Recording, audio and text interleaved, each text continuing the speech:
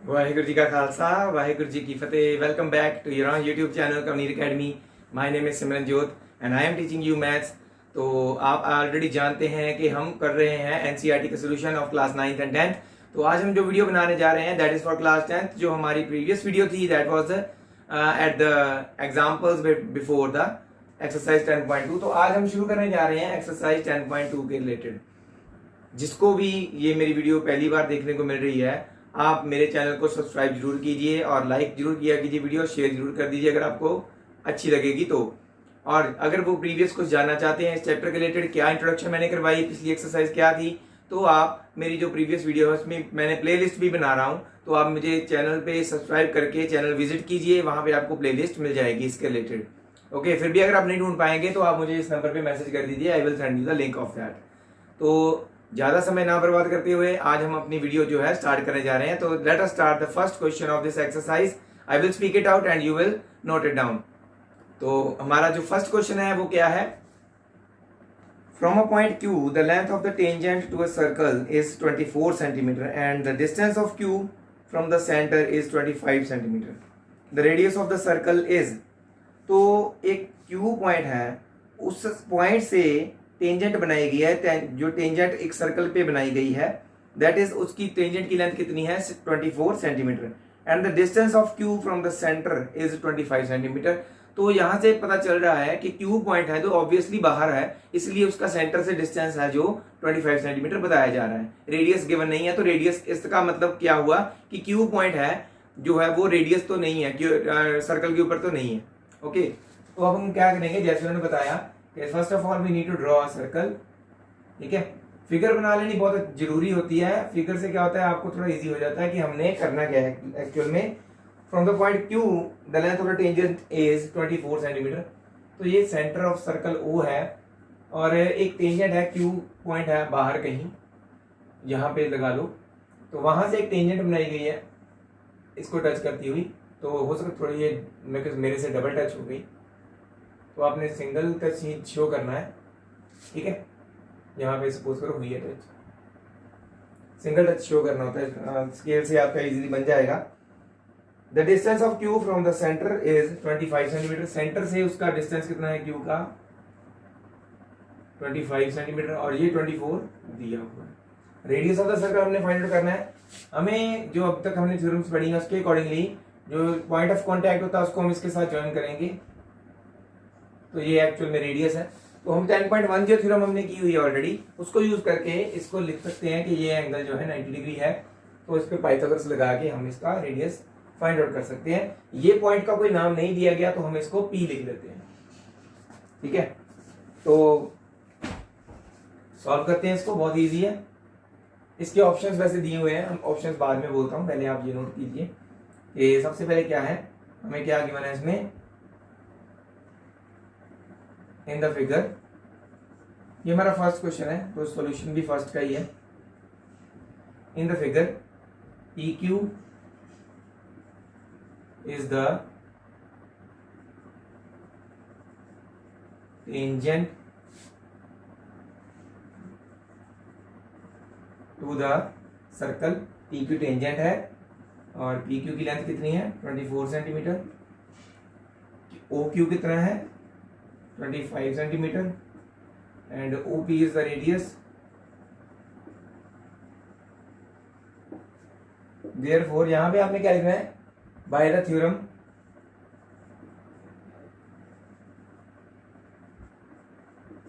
Theorem आपने पूरी लिखनी है। वी नो दैट पूरी 10.1 थ्योरम। ठीक है, the tangent drawn to a circle is perpendicular to the radius at the point of contact. वो होती है पूरी, जो आपने पूरी लिखनी है जहां पे। तो उसके accordingly bye theorem 10.1 angle OPQ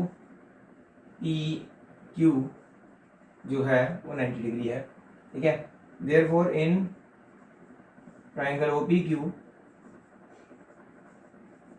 by Pythagoras theorem, बहुत इजी सम्स हैं ये। 90 डिग्री ये है तो इसकी ऑपोजिट ये साइड हुई, दैट इज हाइपोटेन्यूज। तो ये हाइपोटेन्यूज है, इन दोनों को परपेंडिकुलर बेस जो मर्जी ले लो। ठीक है, that hypotenuse that is OQ square is equals to OP square plus PQ square. OQ कितना दिया हुआ है? 25 ओ पी नहीं दिया, पी क्यू कितना दिया हुआ है 24 स्क्वायर। 25 का स्क्वायर क्या होता है 225, सॉरी 625, गलती लिख दिया। 625 is equal to O P square plus 24 का स्क्वायर क्या होता है 576। ठीक है, तो ये इधर आके हो जाएगा माइनस करने पे 49 आएगा, is equal to OP square है ना, तो OP is equal to square root of 49 हो जाएगा। स्क्वायर रूट हो गया ना, इधर आके जो आंसर है स्क्वायर पर स्क्वायर रूट डाल दिया। दैट मीन्स हमारे पास रेडियस ऑफ सर्कल कितना है 7 सेंटीमीटर। तो ये था आपका बहुत ही इजी सम और इसका सोल्यूशन। नेक्स्ट जो इसके ऑप्शंस बच गए हैं, ऑप्शंस मैं बोल देता हूँ और नेक्स्ट सोल्यूशन की ओर भी चलते हैं। नेक्स्ट क्वेश्चन भी बोलता हूँ। पहले ऑप्शंस क्या थे हमारे पास, ऑप्शंस इसके जो हैं that are 7 centimetre, 12 centimetre, 15 centimetre और 24.5 सेंटीमीटर। ये थे 4 ऑप्शंस आपके पास। तो उनमें से फर्स्ट जो ऑप्शन है that is the correct option. तो इसे आप कर लीजिए नोट डाउन। हम करते हैं मूव ऑन सेकंड क्वेश्चन की ओर। तो चलिए चलते हैं नेक्स्ट क्वेश्चन की ओर। ये है नेक्स्ट क्वेश्चन का जो हमारे पास डायग्राम ऑलरेडी गिवन है। तो डायग्राम को ध्यान से देखिए और मैं आपको क्वेश्चन बोल के बताता हूँ। इन द फिगर 10.11, तो इसका नाम फिगर 10.11 है। If TP and TQ are two tangents to a circle with center O, so that the angle POQ is equal to 110 degree, then PTQ, that is this angle we need to find out, ये कितना होगा, is equal to, options इसके भी given है। First option 60 degree, second option 70 degree, third option 80 degree, fourth option 90 degree. तो ये 4 option हमारे पास हैं। ठीक है, कौन सा ऑप्शन करेक्ट होगा ये हम इजीली निकाल सकते हैं। तो इसका सोल्यूशन करते हैं।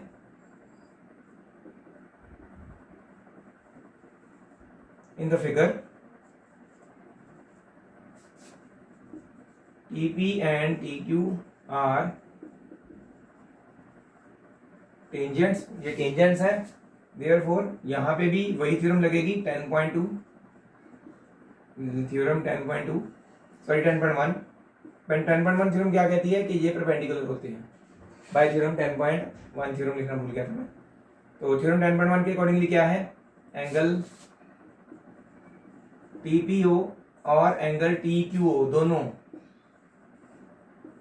90 डिग्री हैं। तीसरा एंगल गिवन है। तो ये क्या है, 4 साइडेड फिगर क्या होती है, quadrilateral. Therefore in quadrilateral POQT bye angle sum property of quadrilateral. Angle sum property क्या होती है, चारों एंगल्स का सम 360 होता है। तो हमें क्या पता है यहाँ पे, angle POQ plus angle TPO plus angle TQO और लास्ट वाला PTQ।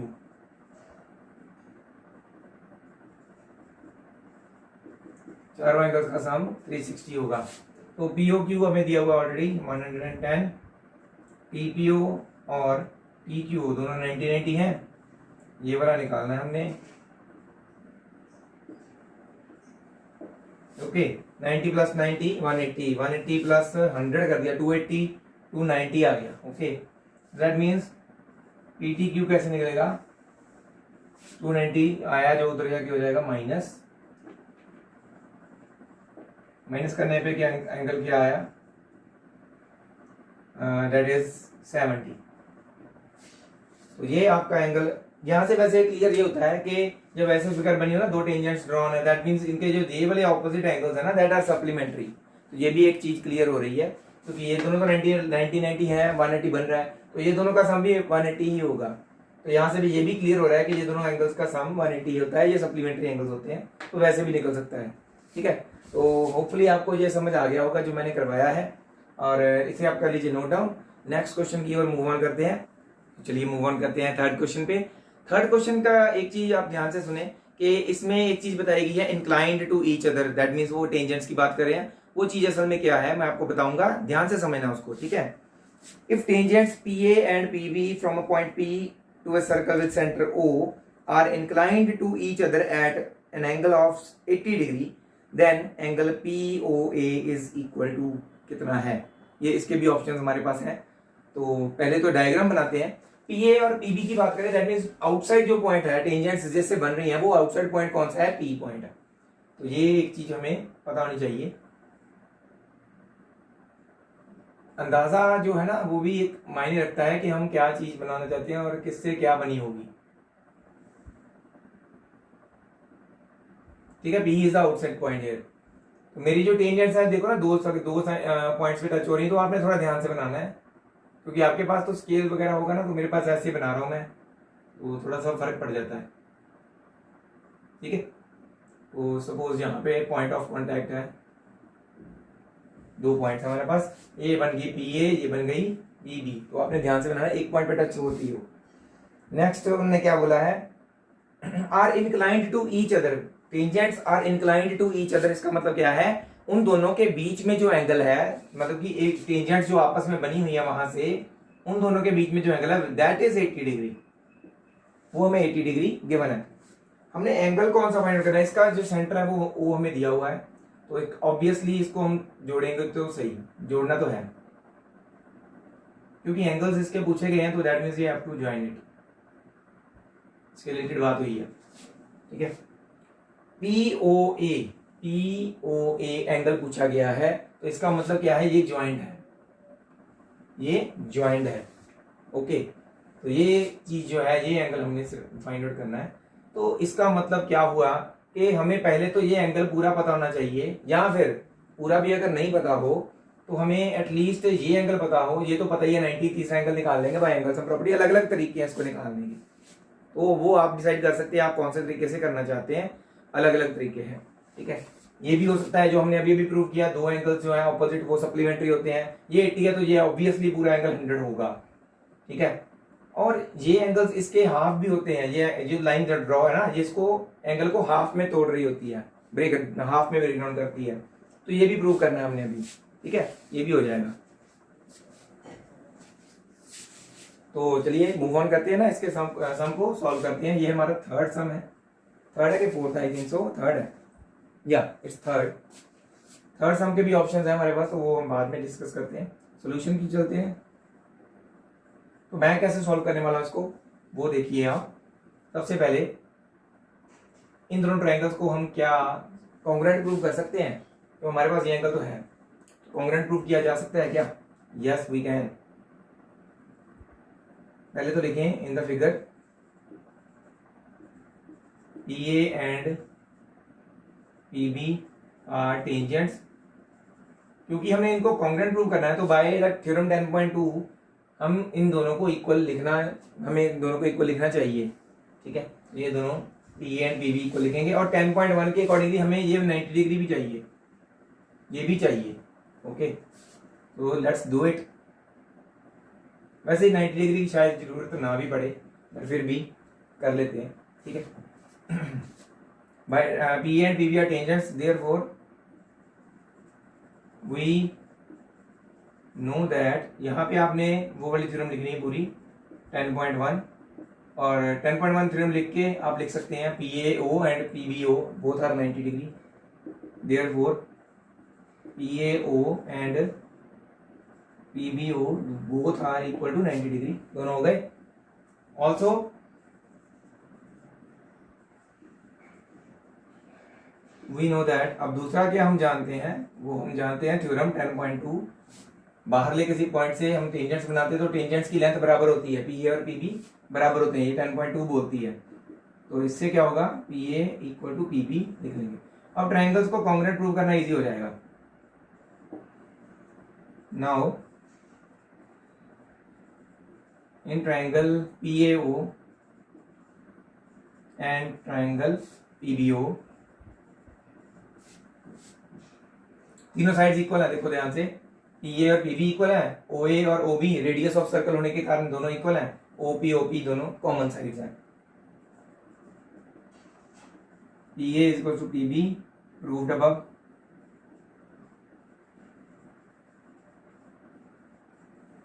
Then O A is equal to O B. क्यों? रेडियस ऑफ सर्कल है दोनों, रेडियाई ऑफ सर्कल होने के कारण ये दोनों इक्वल है। तीसरा OP is equal to OP common side,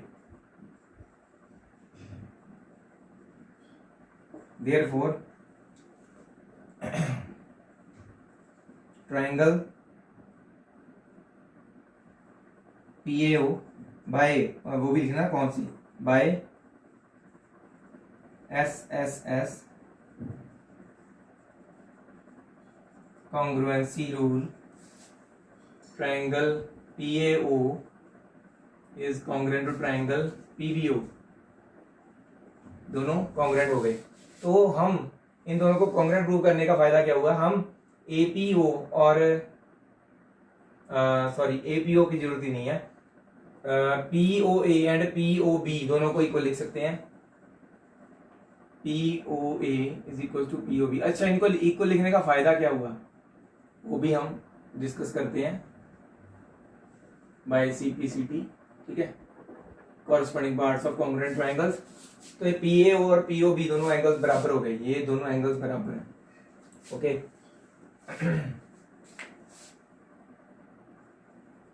also in quadrilateral PAOB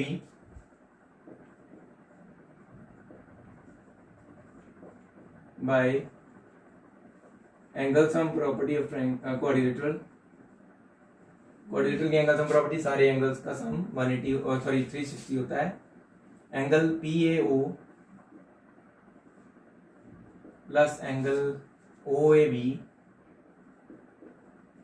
plus angle OBP या PBO एक ही बात है, प्लस एंगल APB, इन तीन चारों का सम कितना है 360। तो PAO हमें पता है कितना है 90, OAB वो लिख दिया मैंने, AOB आना था, सॉरी AOB आना था, ठीक है। AOB ऐसे रहेगा, इसको हम दो पार्ट्स में लिख सकते हैं, POA एंड POB दो पार्ट्स में लिख सकते हैं ना इसको, ठीक है। तो इसको हम दो पार्ट्स में तोड़ लेते हैं, ये बन जाएगा POA प्लस POB। अब देखो ये चीज यहां पे यूज होगी, ठीक है ना, क्योंकि ये इक्वल्स है। आगे PBO कितना है, ये भी 90 है, और APB हमें दिया हुआ ऑलरेडी 80, ये सभी का सम कितना है 360, और हमने इसको ऐसे लिखा, ठीक है। तो आगे इसका हमने यूज करना है, इसको इक्वेशन 1 ले लेते हैं, ठीक है। AOB को हमने तोड़ दिया इन दोनों में, दो एंगल्स में, ठीक है, क्योंकि ये दोनों का सम AOB बना रहा है। तो इसको सम कीजिए, 90 प्लस 90 प्लस 80 कितना हो गया 180, और 80 और ऐड कर दिया उसमें, तो it becomes I think so 260। और फ्रॉम इक्वेशन 1 PA और POB बराबर है, तो दोनों की जगह पे PAO प्लस